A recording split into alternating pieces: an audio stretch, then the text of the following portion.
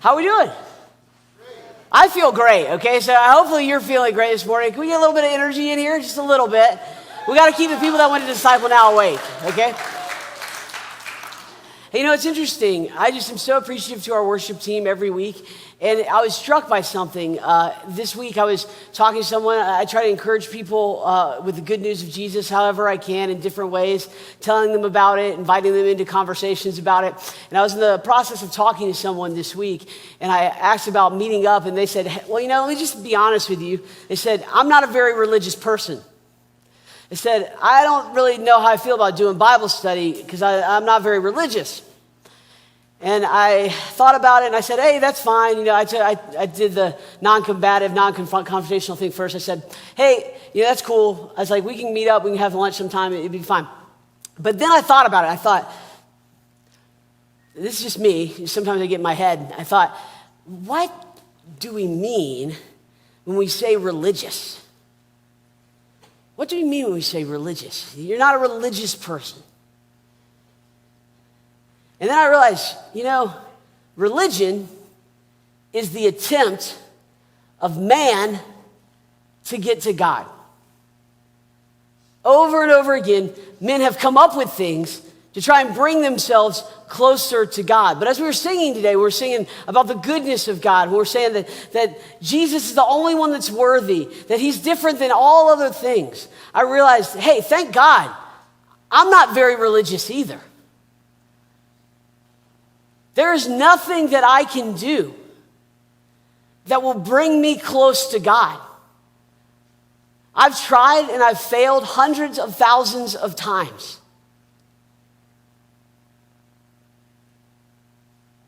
But following Jesus isn't about religion,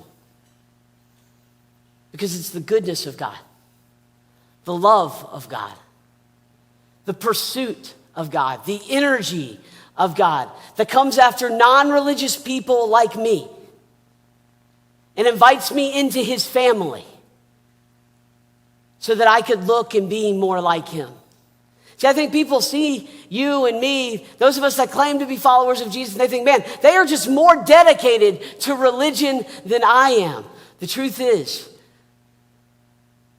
we've just been called home. We've just been willing to stop and be caught by the one who's running after us.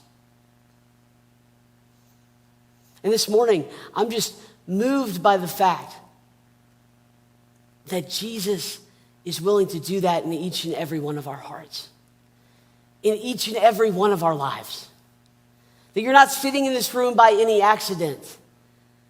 That he that loves you more than you could possibly know wants you in that seat, wants you to hear of how much he loves you, how much he's pursuing you, how he's religiously come after you. And so when we lift up his name and we focus on him and we take a deep breath and try to look like he would have us look, it's because of who he is and what he's done. Not because we're religious. This morning, we're going to be looking at our fifth core value here at Belmont. If you've been with us in this series, the series has been about, well, what are we as a church? What are we as an organization? And it all started, just to give you a little history lesson. I know some of you were there in the room and you've heard this 5 times, but it started last summer. We got in here and there were some tables, no chairs, and we had chairs around those tables and we were talking and brainstorming about, well, what is Belmont? What has Belmont been? What is Belmont becoming? What will Belmont be?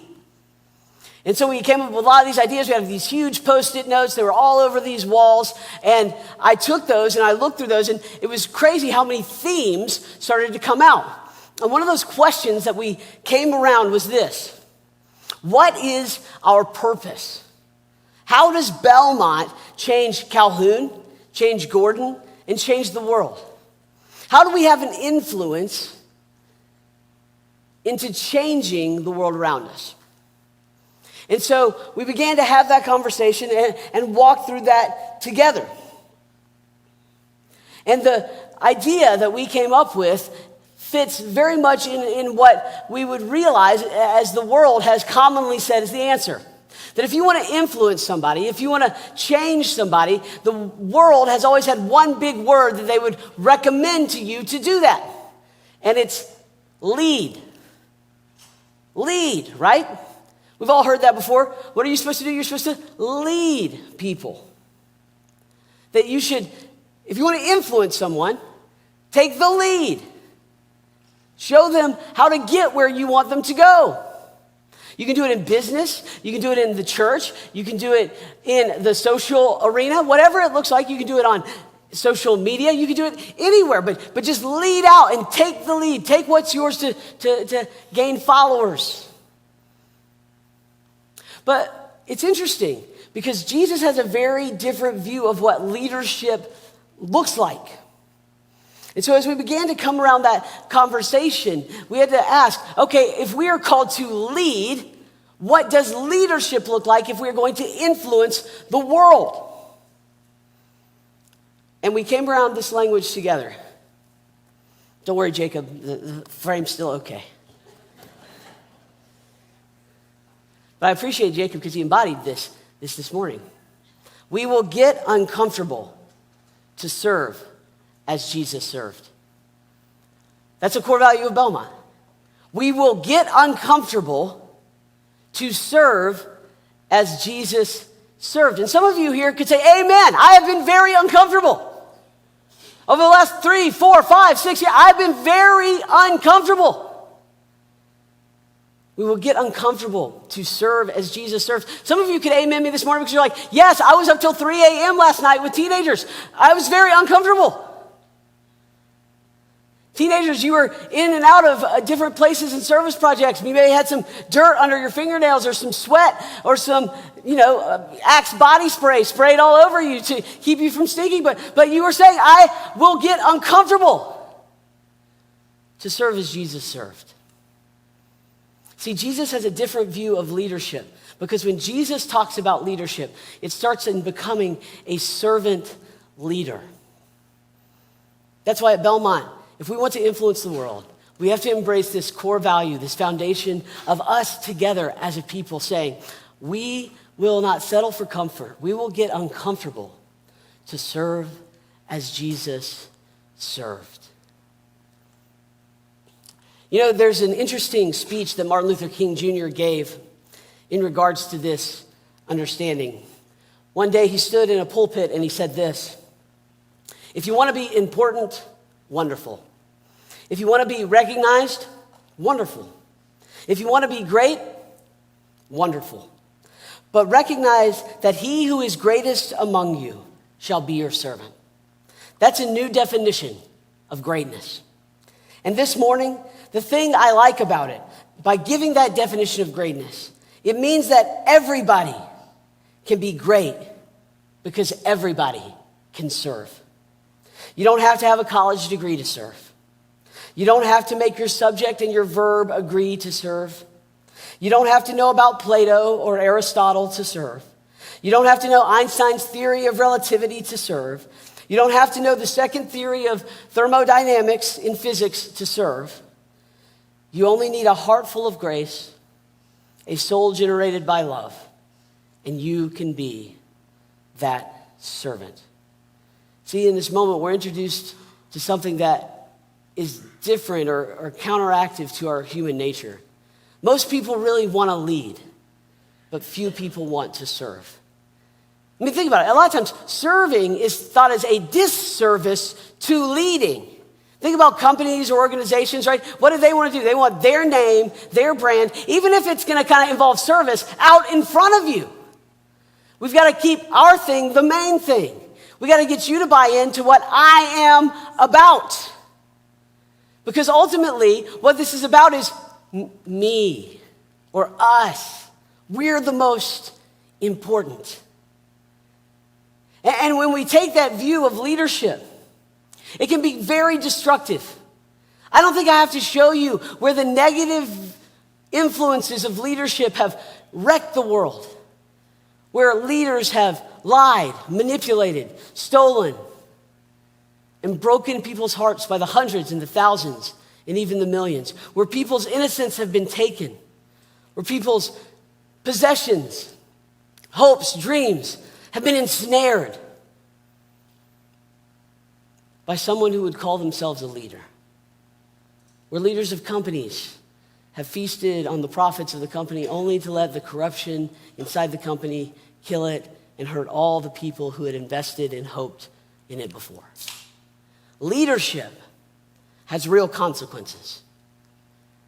And so when Jesus approaches leadership, he's very serious about it. And he's very serious about it when he says that if you desire to lead, you must be the servant of all. If you have your copy of God's word, we're going to look when Jesus brings this up in Mark chapter 10, verse 35. Mark chapter 10, verse 35. In this moment, we will clarify what Jesus' view on leadership, power, and influence is through the lens of serving. You know, because it's interesting. I think most people would say, well, I have to be careful with leadership because we've heard that age-old adage that absolute power corrupts. Absolutely, right? That power, that influence is a corrupting nature. But I'm here to tell you that actually power and influence and leadership are not corruptive. In no way do they corrupt people. Leadership, influence, power is just a magnifying glass. It's just a catalyst. You know what a catalyst is? It's that thing in a reaction that speeds up the reaction. Power and influence, it's just a lens over a soul and a heart. It just magnifies what's already in that soul and in that heart. So when you give a broken, hurting, evil soul leadership, you're just magnifying the potential for that person to do what's already in their heart. Now, it might feel good to say, well, I was corrupted. The truth was you were corrupted from the start. That's why the Bible encourages us. Hey, listen, don't pray for leadership. Be wary of stepping into leadership. Why? Because you need to be ready when God calls your name to do it. Because it'll be magnified. It'll be a catalyst. And all the things that you thought, well, I could just put this off and beat it later, they will come to the surface. And they will wreck you faster than you would believe. Jesus goes through this with his disciples in Mark chapter 10. Verse 35, it says, "Then James and John, the sons of Zebedee, came to him. 'Teacher,' they said, 'we want you to do for us whatever we ask.' 'What do you want me to do for you?' he replied. They said, 'Let one of us sit at your right and the other at your left in your glory.' 'You don't know what you are asking,' Jesus said. 'Can you drink the cup I drink or be baptized with the baptism I am baptized with?' 'We can,' they said. Jesus said to them, 'You will drink the cup I drink and be baptized with the baptism I am baptized with. But to sit at my right or my left, it is not for me to grant. These places belong to those for whom they have been prepared.' When the 10 heard about this, they were indignant with James and John. Jesus called them together and he said, 'You know that those who are regarded as rulers of the Gentiles lord it over them, and their high officials exercise authority over them. Not so with you. Instead, whoever wants to become great among you must be your servant. And whoever wants to be first must be slave of all. For even the Son of Man did not come to be served, but to serve, and to give his life as a ransom for many.'" Right before this moment of teaching, Jesus has explained explicitly to his disciples that they are walking back to Jerusalem. And in that walking, they are walking to what Jesus describes as his death, to his brutalization, to his humiliation. Jesus explains to them, guys, we're going back to Jerusalem, but this time we're going back to Jerusalem. It's not going to be great. It's going to be grotesque. And in this moment that Jesus opens his heart and he shares this with his guys, I don't want you to miss it. The next question out of John and James's mouth. Because obviously they could feel the energy. They could feel this thing coming to an end. And have you ever had a feeling before where you're like, oh, I may miss my moment? Like if I don't step in right now, I may miss my moment. If I don't get this little seed in this person's head, it may never come to pass. And have you ever flubbed that? Got your foot in your mouth in that moment because you thought it was a completely different context than what it was? That's exactly what happens to James and John in this moment, right? They say, oh, Jesus, we're talking about the end. We're talking about how everything's going to come.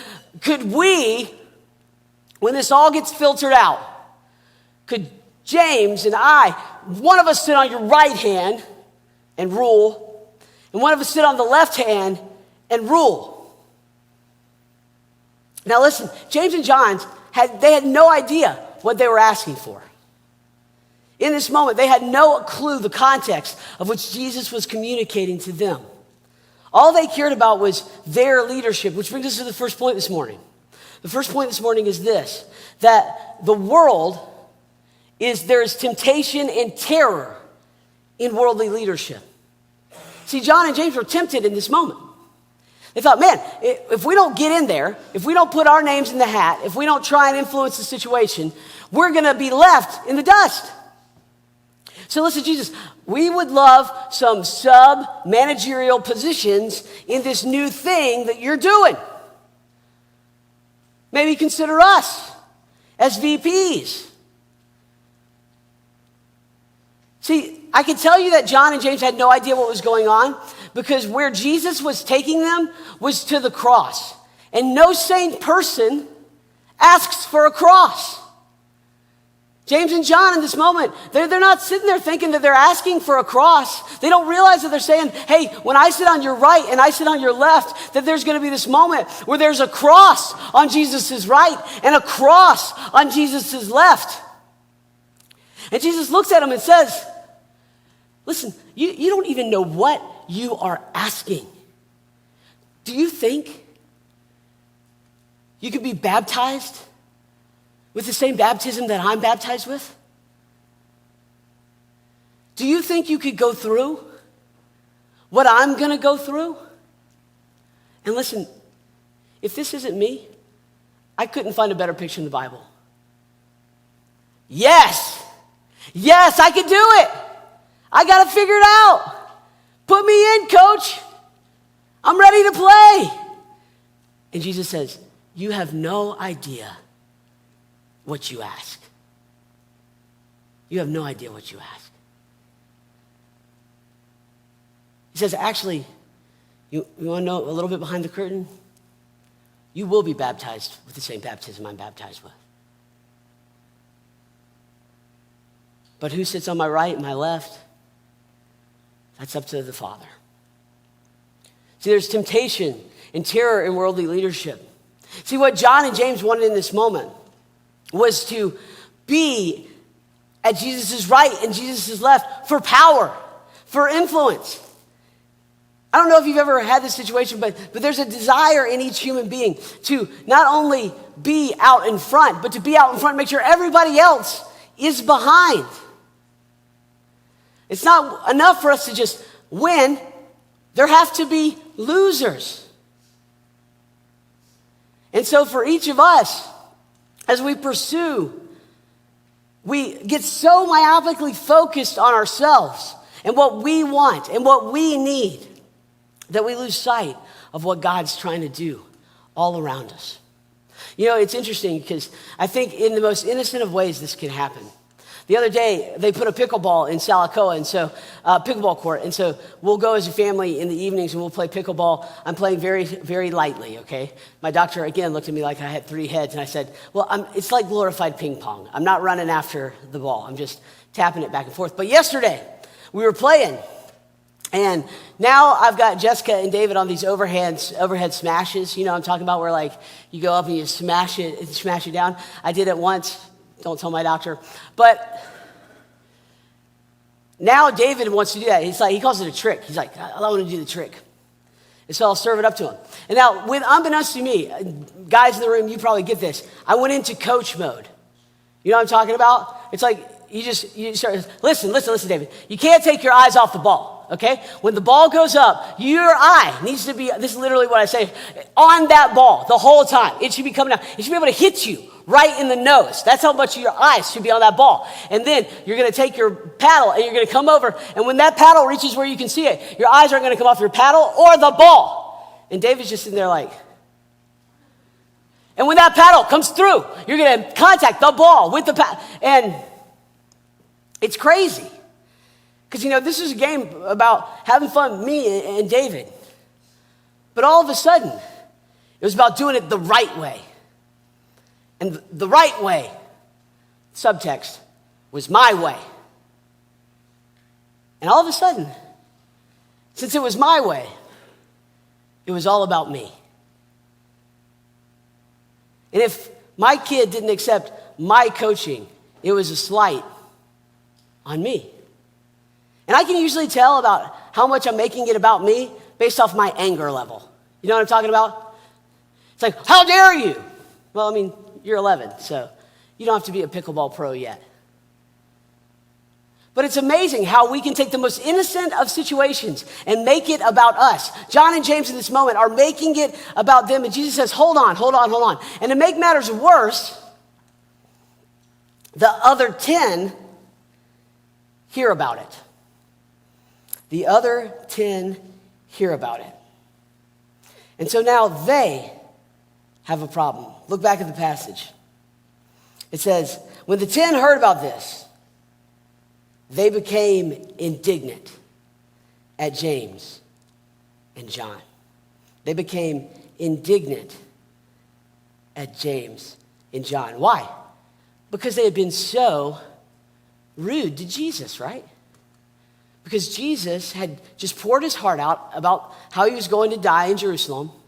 And I can't believe that James and John would try and slide in there. No, that's not why the 10 were indignant with James and John. They were indignant with James and John because they got beat to the punch. How dare James and John be the first to go to Jesus and levy the idea that they should be on the right and the left? Every one of those 10 men thought, I should be on the right and the left. I'm Matthew. He called me out of a tax collector's booth. I should be on the right or the left. Or Bartholomew or Thaddeus, any of these guys that thought, well, I was with Jesus when he healed the leper. I should be the one that's on Jesus. And they start fighting and squabbling with one another. It brings us to our second point this morning. Serving solidifies our character in Christ. These men are fighting. They're in this petty argument with one another. And all of a sudden you can just hear Jesus. Verse 42, Jesus called them together and said, Jesus called them together. You know that those who are regarded as rulers of the Gentiles lord it over them, and their high officials exercise authority over them. Not so with you. Instead, whoever wants to become great among you, he must become a servant. And whoever wants to be first, that person must be the slave of all. For even the Son of Man did not come to be served, but to serve, and to give his life as a ransom for many. See, the NIV says that he called in the Greek, but it could really be translated in like a more word-for-word translation, is that he summoned them. So in a sense, it would be like Jesus said, he heard them arguing, he said, hey, get over here. I have something I need to tell you. And so they come over and he says, take a knee. Sit down. Look me in the eye. I need you to hear what I'm about to say. He says, the pagans, the Gentiles, they have leadership and authorship and rulership over each other. And they do it because there's some kind of grandiose sense in them that they are better than this other person. And in the Greek, it says this imperative statement. Because in the way we translate it in English, it says it's not so with you.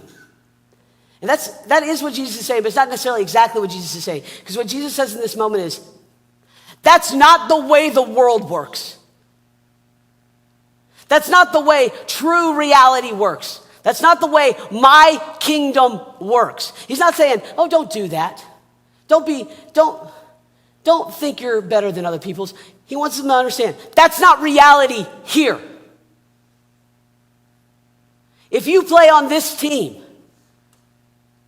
that won't cut it here. Not so with you. It is not that way. Instead, unlike them, if you want to be great, you must be a servant. And if you want to be first, you must be a slave to all. You must be a slave to all. Because the Son of Man, even the Son of Man, did not come to be served, but to serve and to give his life as a ransom for many. See, the Son of Man, Jesus, in this Old Testament picture, Jesus is using his royal title. The Son of Man is the closest thing you have in the prophet Daniel, where you have this very vivid image of who the Messiah is. They call him the Son of Man. And so Jesus is using his royal biblical title in this moment, in this passage. He's saying, not even the Son of Man, not even the Prince from on high, not even the King of heaven, who really deserves to be served, came to be served. Instead, I came, guys, to serve. In fact, not only am I going to serve, remember what I told you a few minutes ago? We're headed to Jerusalem so that I can give my life as a ransom for many. For many. For you, James. For you, John. For you, Tim. And well beyond you. The people who you will serve because I serve. The Son of Man came, not to be served, but to serve. See, this isn't about religion. It isn't about being religious. We are in an understanding and a relationship with the Most Holy One, not because we have put our efforts into understanding him, but because he came. And instead of saying, I deserve all the credit, I deserve all the glory, you're going to laud and worship me no matter what. No, he came in a human form so that he could serve. And not only serve, but allow us who deserved to be forced to worship him, to realize how beautiful he was, to realize how powerful he was, to be forced to do that. But instead, given our freedom and our ability to do whatever we want, took him and said, don't think of yourself as the most lovely and giving and serving individual. Don't think that you're better than us. And we took him and we crucified him and we hurled insults upon him and tortured him until he died. But him being so loving, so serving, so creative, and so forgiving, he got us. He jujitsu'd us. We didn't even see it coming. He used our hate against us. He used our jealousness against us. He used the desire for us to lead and push everything else down behind us against us. And when he died, he didn't die because we killed him. He died because he desired to set us free. Because he said it from the beginning. The Son of Man came not to be served, but to serve and to give his life as a ransom for many. See, when we choose to serve, we begin to build in ourselves the character of Christ. And see, serving solidifies when we make ourselves less, when we choose to be a servant to all, when we choose to be a slave to all, it solidifies in us the truth and the power and the reality of the kingdom of God, which is given to us through his Son, Jesus. Which brings us to our last point this morning. Great leaders serve like Jesus. Great leaders serve like Jesus. See, now, what I love about this passage is that Jesus does not, check this out, he does not consign the disciples to last place. Did you notice that? He does not consign the disciples to last place. He doesn't make them, in status, a slave. Look back at the passage. What does Jesus say? He says, if you desire to be great, what? If you desire to be great, you must become a servant. And if you desire to be first, you must be the slave of all. So Jesus doesn't say that being great or being first is a bad thing. Again, power and influence and leadership is a magnifying glass. It's not corruptive.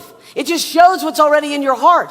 So Jesus says, serve to solidify the character of Christ in you, because if you want to be first, if you want to be great, when that moment comes, you need to look and magnify Jesus.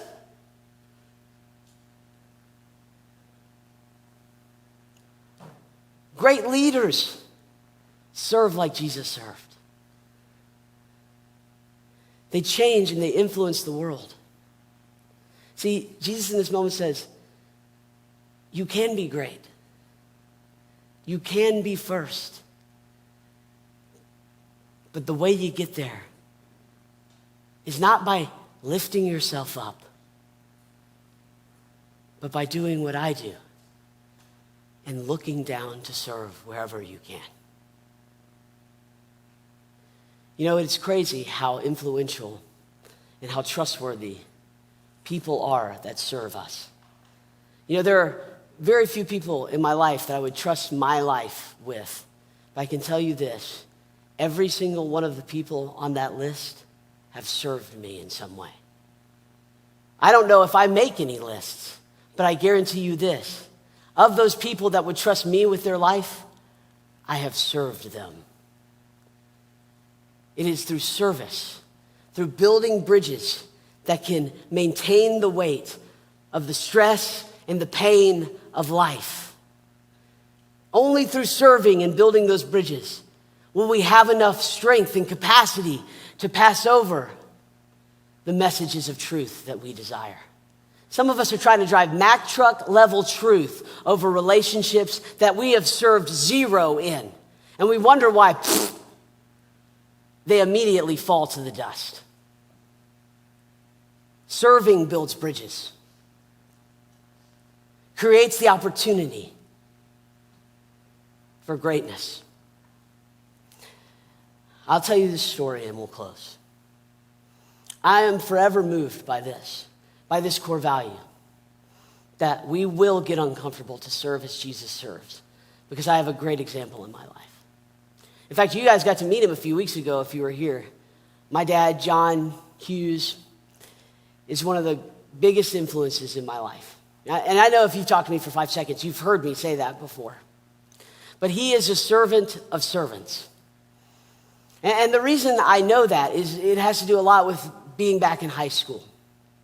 When I was in high school, my dad was a pastor at a church kind of similar to this. And he was a Southern Baptist pastor, and he was preparing to leave that church. And I'm a good old tried and true Southern Baptist, okay? And let me just tell you a little something about Southern Baptists. So like if you're a minister in the Southern Baptist church and you leave a church, typically the reason you're leaving your church is because you got another church lined up, okay? And so you come and you tell your church and you go to the next church. And so my dad brought me and my brother in and he sat us down. He said, boys, we're leaving Heritage Baptist Church. And I said, okay. I said, what church we going to? And he said, we're not going to a church. I said, what? He said, yeah, the Lord hasn't shown me where we're supposed to go just yet. He said, I'm going to pray, I'm going to look around, and then I'm going to make a decision. I said, weird. I said, but okay. So the months started rolling along, and that contingency money, you know what I'm talking about, starts to go out of the bank account. Bills got to be paid, things got to be taken care of. We're still in autopilot mode, waiting. And all of a sudden, it's getting red close. You know what I'm saying? People are getting nervous. And so my dad, in all his wisdom, goes and he gets a job. He comes home, he's like, well, I got a job. It's like, well, cool, Dad, well, what are you doing? He said, well, I am working third shift at the Maytag warehouse down on, I don't remember where it was, but it's down basically near Fulton Industrial. I said, oh, okay. I didn't even know what third shift was at the time. But then, being a senior in high school, I'd be getting home at about 1 or 2 a.m. My dad would be getting up at about 1 or 2 a.m. to go into third shift. And I remember he'd be like, good morning, Dad. And he'd be like, good night, son. And I would go to bed and he would go to work. And so for several months there, he was working third shift at the Maytag warehouse. I remember it was very weird because, he had all these workplace injuries that you don't get when you're reading books as a pastor, right? He'd be like coming in, he'd have this huge gauze on his hand. He's like, X-Acto knife. I was like, yikes. Or he would know all the words to the rap songs back in the early 2000s. I'd turn on the radio and he'd be like, oh, this is Luda. I love Ludacris. And I was like, who are you? It's like, yeah, they play us in the warehouse all the time. Yep. Okay. We're done. But I'll never forget. So after a few months, eventually, Dad and a church, they talked and they both felt called to one another. And so he began to pursue that move. And so I had to go pick him up from work one day at Maytag. So in the morning I was there, I was going to pick him up. I was in my truck and I was driving down to the warehouse and I pulled over to the side of the warehouse and he comes out and he goes, oh, give me a second. I got to go close off some things in the office. So he runs down to the office and he's in the office and he's doing something. And I just remember I'm sitting there and you could have missed this moment at any moment. It was a completely normal thing to everybody in the space but me. So I'm sitting there waiting on him, leaning up against the truck. He comes out the door. And he's walking down the sidewalk. I'll never forget it. I can still see it in my mind. He's walking down the sidewalk, just old John Hughes. And someone opens up the door. And it's this huge warehouse-looking guy. You know what I'm saying? I'm not saying, but it's a warehouse guy, okay? He opens the door. He goes, hey, John, Pastor John, Pastor John. And Dad's like, he goes, Pastor John, we're really going to miss you around here. That was it. He came and he got in the truck and we drove home. And it was a moment that I'll never forget. And do you know why? He called him Pastor John.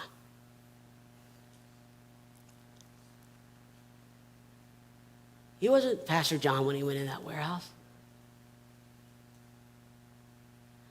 See, just as much as he knew every rap song and he cut himself with a box cutter, he would come and he'd say, pray for Terry. Pray for Joseph. Pray for Tom. He's lost as all get out. You think I should take him these tracks? And he would pray and he would invest and he would tell these men that were in this warehouse stuck with him in third shift about Jesus. Why? Because John Hughes believed we will get uncomfortable to serve as Jesus served. And he would tell you now that the reason God wouldn't give him clarity about where he was supposed to go to church was because God wanted him to go to a Maytag warehouse. Isn't that uncomfortable? Aren't you a little bit, let's just be honest, overeducated to be working third shift at a warehouse? Yes, but I will get uncomfortable to serve as Jesus served. And in that moment, what that man said was an exclamation that you could never have pulled any other way. Pastor John was Pastor John because he had been a pastor to those men for months. They didn't get together and say, hey, we're all going to call this man Pastor John now because he has a degree from seminary. No, they called him Pastor John because he shepherded them with love and hope and life that only someone that follows Jesus and has been served by Jesus can have. Belmont, can we be those people? Can we be the people that maybe people won't call us pastor, but they'd say, man, there's something about those Belmont people. They will serve. They will get uncomfortable to serve. They will stay up till 3 a.m. with teenagers to serve. They will open up their houses and almost burn them down with pizza boxes to serve. They will go to different places in New Mexico, in Guatemala, all around the world to serve. They will go and serve, and they always seem to be uncomfortable. Why would they be comfortable like the rest of us? They are uncomfortable to serve as Jesus served. Why? Because the Son of Man came not to be served, but to serve and to give his life for me and for you and for Calhoun and for Gordon and for Georgia and for the United States and for all the places in the world that we will touch when we are willing to get uncomfortable. Let's pray.